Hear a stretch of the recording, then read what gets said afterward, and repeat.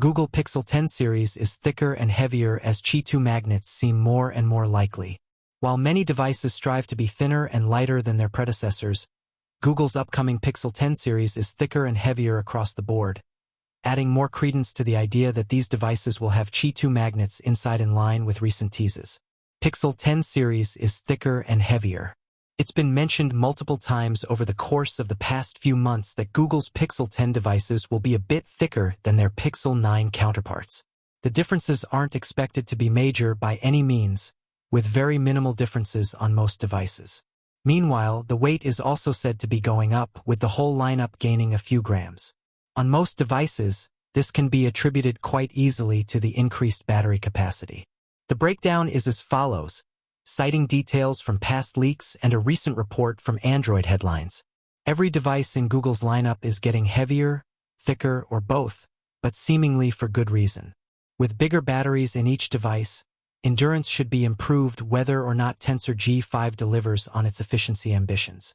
Will the Pixel 10 series have magnets? Here are the puzzle pieces. With those changes in mind, though, the other big question is around Qi2. Multiple leaks have pinpointed that Google is doing something with Qi2, with some claiming that the Pixel 10 series notes Qi2 wireless charging support, and others detailing a new Pixel Snap ecosystem of accessories that leverages magnets. Pixel Snap is said to include a charger, ring stand, and charger with stand. That charger is thought to possibly be similar to Apple's MagSafe charger, with a magnetic wireless charging puck at the end of a cable. Google reportedly working on Pixel Snap Qi2 accessories for Pixel 10. Meanwhile, another leak shows that Google's official cases this year will have built-in magnets, which for some reason led some to cast doubt on if the phones themselves will have magnets built in. Using the cases as evidence alone tells us almost nothing, as Apple's first-party cases also have magnets inside even though most new iPhones have their own built-in magnets. Rather, all of the other evidence seems to suggest the opposite here, with the Pixel 10 series more likely to have magnets built in. Google selling its own magnetic accessories is one strong hint at that, as is this week's announcement of the Qi 2.2.1 standard update.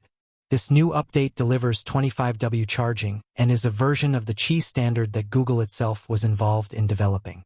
Qi2 no longer requires magnets to be built into the device with the arrival of Qi2 Ready. But things are certainly aligning in favor of Google still doing it, and it really just boils down to sense.